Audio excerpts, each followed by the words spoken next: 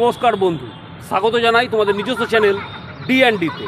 বর্ধমানের দুর্গাপুজো প্রস্তুতি দেখতে বেরিয়ে পড়েছি। আমরা ঘুরে বেড়াচ্ছি বর্ধমানের সেরা সেরা পুজো মণ্ডপগুলিতে। আজকে এই মুহূর্তে আমি এসে উপস্থিত হয়েছি বর্ধমানের কয়েক বছরে যে কাঁপিয়ে দিয়েছে বর্ধমান যে পুজো মণ্ডপ, সেই পুজো মণ্ডপ। আজ আমরা এসেছি বাজে প্রতাপপুর ট্রাফিক কলোনি সার্বজনীনের দুর্গাপুজো মণ্ডপের কাছে। ঘুরে দেখব এনাদের পুজো প্রস্তুতি। ভিডিওটার সঙ্গে থাকুন। এবছর বাজে প্রতাপপুর ট্রাফিক কলোনির থিম হচ্ছে কাশী বিশ্বনাথ মন্দির। এইখানে শিল্পীরা কাজ করছেন। একটা স্ট্রাকচার অলরেডি তৈরি হয়েছে, দেখতে পাচ্ছ। এখনও চূড়োর কাজ বাকি আছে। এইখানে শিল্পীরা কাজ করছেন। দাদা, এটা কি হবে? এটা হাত তৈরি হচ্ছে, একটা হাত তৈরি হচ্ছে আপনার শিবের, দুর্গার, গণেশের হাত তৈরি হবে। আচ্ছা, এত বড় হাত? হ্যাঁ, তাহলে উচ্চতা কত হবে ঠাকুরের? আপনার এটা থাকবে আপনার সেলফি জোনের মতো। আচ্ছা, যাতে যে এইখান থেকে মন্দিরকে সহ হাত থেকে সব সেলফি নেবে। আচ্ছা, মানুষ ঢুকবেন তাহলে এই দিক দিয়ে? আচ্ছা, এইটা দিয়ে ঢুকবেন। এটা ঢোকার রাস্তা দেখো, তোমাদেরকে দেখিয়ে দিচ্ছি। এইখানটা ঢালাই একটা রাস্তা দেখতে পাচ্ছ, মানুষ ঢুকবে। তোমরা স্টেশন থেকে, বর্ধমান স্টেশন এদিকে, বর্ধমান স্টেশন থেকে ওভারব্রিজ হয়ে নেমে এই পাশেই নামবে। এই রাস্তাটা হচ্ছে ঢোকার রাস্তা, ঢালাই রাস্তাটা হচ্ছে। এটা দিয়ে ঢুকে এদিক থেকে এসে এই রাস্তাটা ধরে এইভাবে তোমরা প্রবেশ করবে প্যান্ডেলের ভেতর। তা আমরা দেখবো, এখনও শিল্পীরা কাজ করছে, বাটামের কাজ চলছে, দাদারা দড়ি বাঁধার কাজ চলছে। ওনাদের সঙ্গে কথা বললাম। দাদাদের বাড়ি কোথায়? জামার, মানে বর্ধমানেরই ছেলে সব?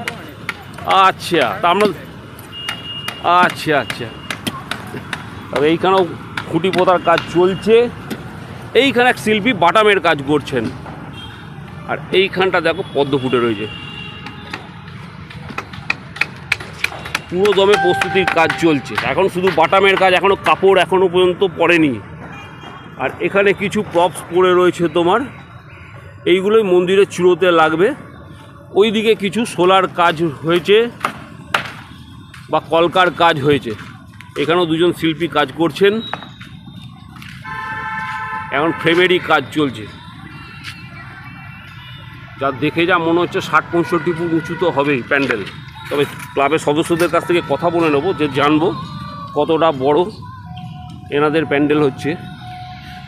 আমরা আস্তে আস্তে প্রবেশ করছি প্যান্ডেলের ভেতর।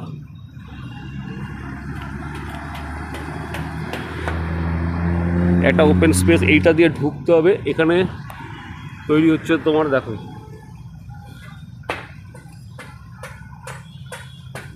আস্তে আস্তে। এখানে একটা পাটাতন পাতা রয়েছে, এই পাটাতনের উপর দিয়েই যেতে হবে। আমরা এগুচ্ছি, দেখছি কেমন কাজ হচ্ছে।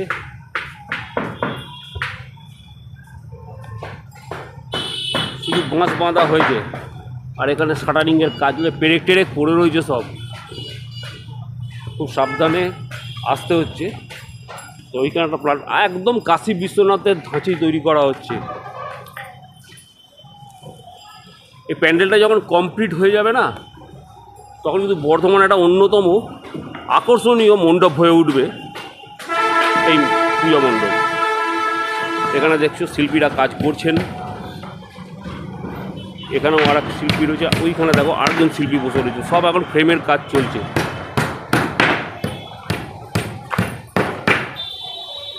এখানেও কিছু প্রপস তোমার রয়েছে। এখানে একটা কিছু প্রপস রয়েছে চাকার মতো। এখানেও কিছু প্রপস পড়ে রয়েছে। মা অবস্থান করবেন এইখানেই কোথায়। আর ভেতর দিক করে যাচ্ছি না। ওইদিকে কিছু শিল্পী কাজ করছেন, আমরা ওদিকটাও একটু কভার করব। প্রচুর প্রপস পড়ে রয়েছে, বিরাট জায়গা।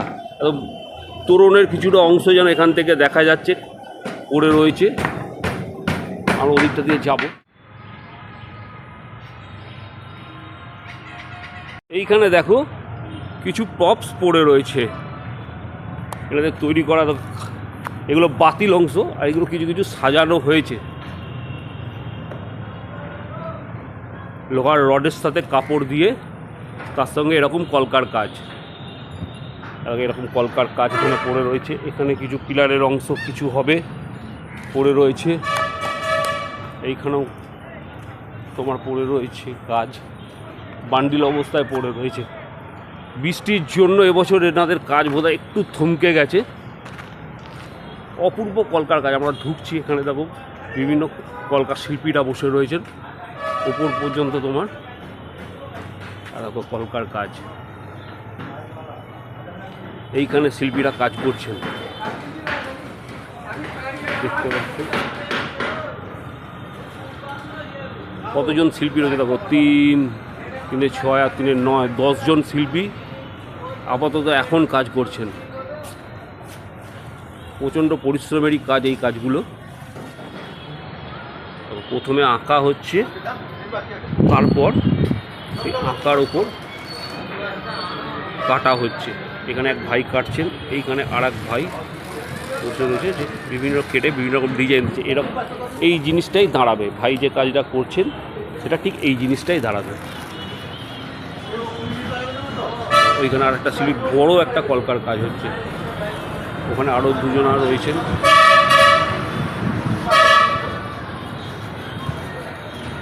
এখানে কিছু রয়েছে কলকা।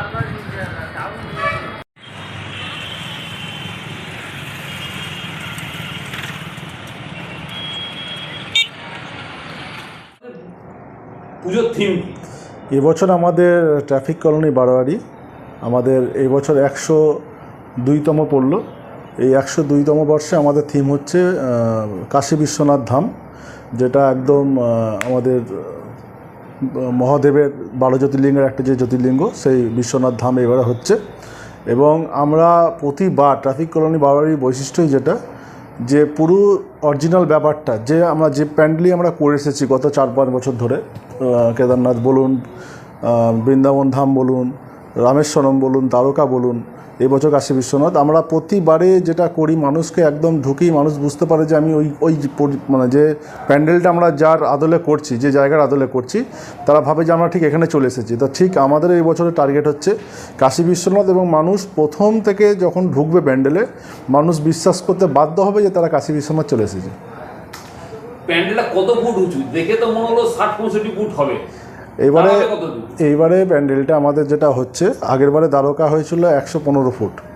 তো এইবারে অনেকেই আমাকে জিজ্ঞাসা করছে যে দ্বারকার থেকে কম হচ্ছে। দেখুন, এটা একটা থিমেটিক পুজো, তো আমরা থিমের ওপরে, মন্দিরগুলোর নির্মাণের ওপরে, উচ্চতার উপরে আমরা থিম করি।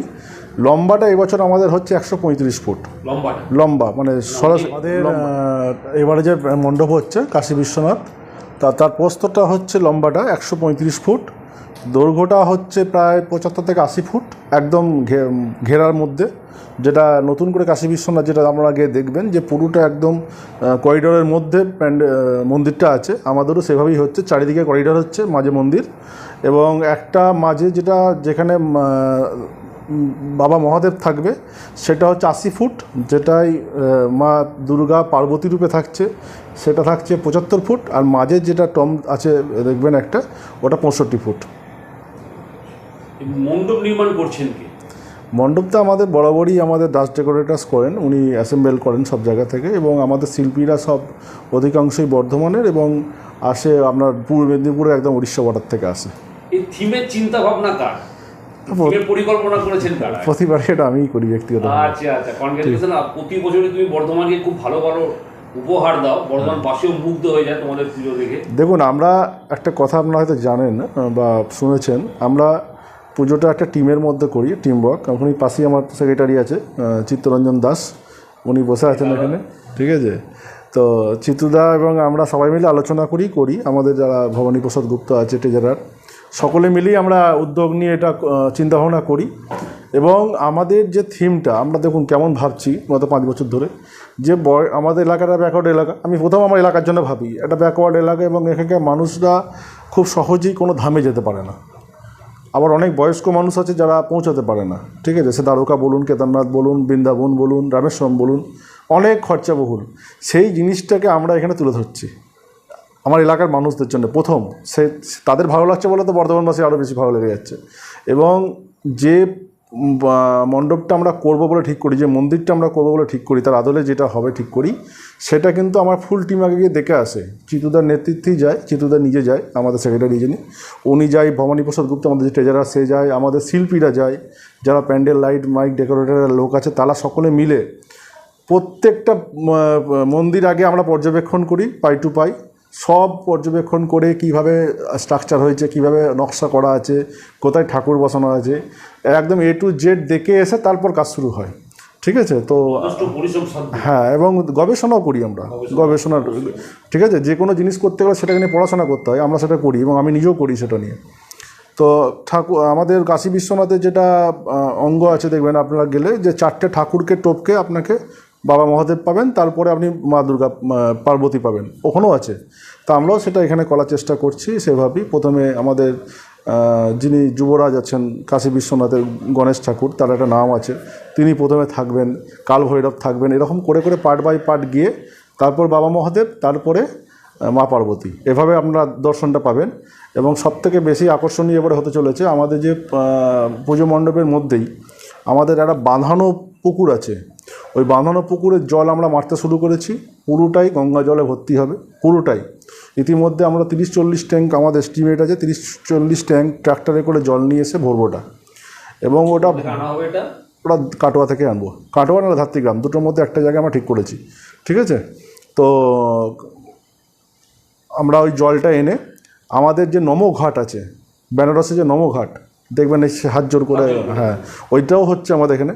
3টে হাত হচ্ছে, একটা 12 ফুটের হাত, একটা 10 ফুটের, একটা 8 ফুটের হাত, 3টে হাতই হচ্ছে আমাদের। এবং ওই নবঘাটের যারা ওখানে যারা দেখবেন আরতি করে, গঙ্গা আরতি করে নবঘাটে বেনারসে, সেই টিমটাকেই নিয়ে আসা হচ্ছে এবছর। ঠিক আছে, হ্যাঁ, বেনারস থেকেই আসছে, 12 জনের সদস্য টিম আসছে, টানা 45 মিনিট করে তারা গঙ্গা আরতি করবে, টানা 45 মিনিট করে। ঠিক আছে, তো এটা আমরা করব প্রতিদিনই, 4র্থ থেকে শুরু করব এবং একাদশী অবধি থাকবে, সন্ধ্যে 6টা থেকে রাত্রি 12টা অবধি আমরা এই 6 ঘন্টায় 6 বার 45 মিনিট করে করব।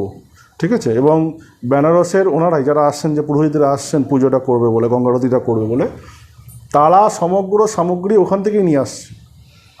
মানে বর্ধমানেরও কোনো সামগ্রী থাকবে না, সব বেনারসের সামগ্রী, মানে আপনার ওই যেগুলো আগুন মানে করতে যেগুলো যেগুলো প্রয়োজন হয়, ঠিক আছে, বড় বড় ডমরু বলুন, যে আরতি যে যায় কী বলে, হ্যাঁ, যা লাগে ওনারা আনবে। ঠিক আছে, আমাদের শুধু বলা হয়েছে যে আমরা প্রতিদিন 10 কেজি করে গোলাপের পাপড়ি রেডি রাখতে, সেটা আমরা করে দেবো। গোলাপের পাপড়ি দিয়ে ছুঁড়ে যেটা করে বেনারসে, সেভাবেই আমাদের এখানে হবে। তো নমঘাট যেমন হচ্ছে, গঙ্গা আরতি লাইভ হচ্ছে, ওনারাই এসে করবেন।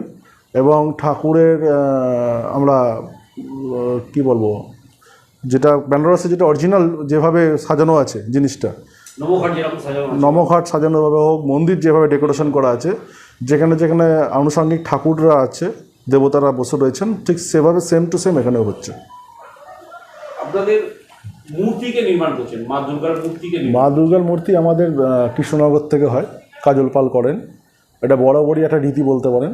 আমাদের যেদিন খুঁটি পুজো হয় আমরা সেদিনকে গিয়েই মূর্তিটা বুক করে দিই, এবং মূর্তিটা আমাদের কোনো কপি করা নয়, আমাদের মাইন্ড থেকে আমরা নিজেরা নিই। প্রতিবারই মূর্তি আমাদের থিমের ওপরে আমরা সেভাবে সাজাই, নতুনত্ব থাকে। মানে ওই চিরাচরিত ইন্টারনেট থেকে ডাউনলোড করে, হ্যাঁ, যারা মূর্তি তাদের দিয়ে দিই না, আমাদের মাথা থেকে আইডিয়া বার করি, সেভাবে শিল্পীকে বলি, শিল্পী সেভাবে রেডি করে। ঠিক আছে, এবছরও তাই সেভাবেই হবে। আমাদের আলোক শিল্পী কে আছে? আলোক শিল্পী আমাদের বিট্টুদা করেন, আমাদের বর্ধমানেরই বড় অর্গানাইজার তিনি, উনি সব দায়িত্ব নিয়ে করেন সুন্দর করে। এবং এটা তো বাস্তব কথা যে দেখুন, আমাদের লাইট, মাইক এবং প্যান্ডেল সব অর্গানাইজাররা কিন্তু বর্ধমানের।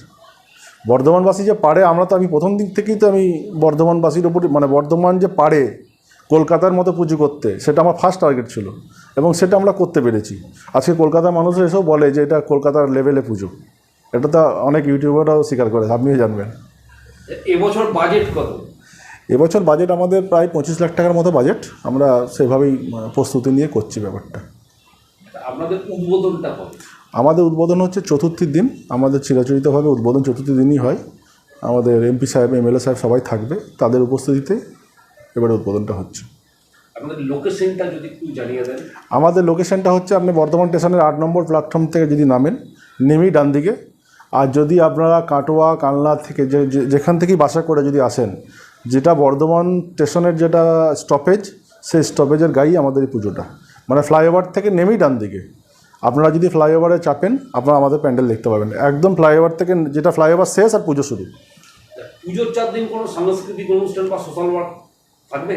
না, সাংস্কৃতিক অনুষ্ঠান আমরা করি না, যেহেতু প্রচুর মানুষের ভিড় হয়, ঠিক আছে, এত মানুষের চাপ থাকে, ওই জন্য অনুষ্ঠান করি না। কিন্তু এবছর একটা চিন্তাভাবনা করছি যে ওই বেনারসের সঙ্গে কথাবার্তা চলছে, এখনও ফাইনাল হয়নি, ওই জন্যই বলতে পারছি না। আমরা ওই জাগরণ টিম একটা রেডি করছি, যেটা বেনারসেই মন্দিরে দেখবেন করে, সেই টিমকেই আনার চেষ্টা চলছে। তারা সারাক্ষণে সন্ধ্যা থেকে করবে এটা। আমরা বক্তব্য এটাই যে মানুষ প্যান্ডেল ঢুকে গেলেই ভাববে বেনারস চলে এসেছি, এটাই আমার টার্গেট। আপনার নামটা জানেন? আমার নাম নুরুল আলম, আমাকে সাহেব বলে সবাই জানে। আপনি ক্লাবের মানে আমি আমি আমি হচ্ছে তার সভাপতি, ইনি সম্পাদক। আমি দাদার নামটা? চিত্তরঞ্জন দাস। আমার আরেকটা পরিচয় যখন সবাই জানেন, আমি বর্ধমান পৌরসভার একজন কাউন্সিলর এবং এনসিআইসির মেম্বার। না। কেমন লাগলো বাজেপ্রতাপপুর ট্রাফিক কলোনির দুর্গাপুজো প্রস্তুতি? যদি ভিডিওটা ভালো লাগে তাহলে লাইক দিও, বন্ধুদের সাথে শেয়ার করো। যদি আমাদের চ্যানেলে প্রথম এসে থাকো তাহলে সাবস্ক্রাইব করো। আমরা হাজির হব বর্ধমান তথা বাংলার এরকম বিভিন্ন অজানা অদেখা কাহিনী নিয়ে। দেখা হবে অন্য কোনো ভিডিও। ভালো থেকো বন্ধু। জয় হিন্দ।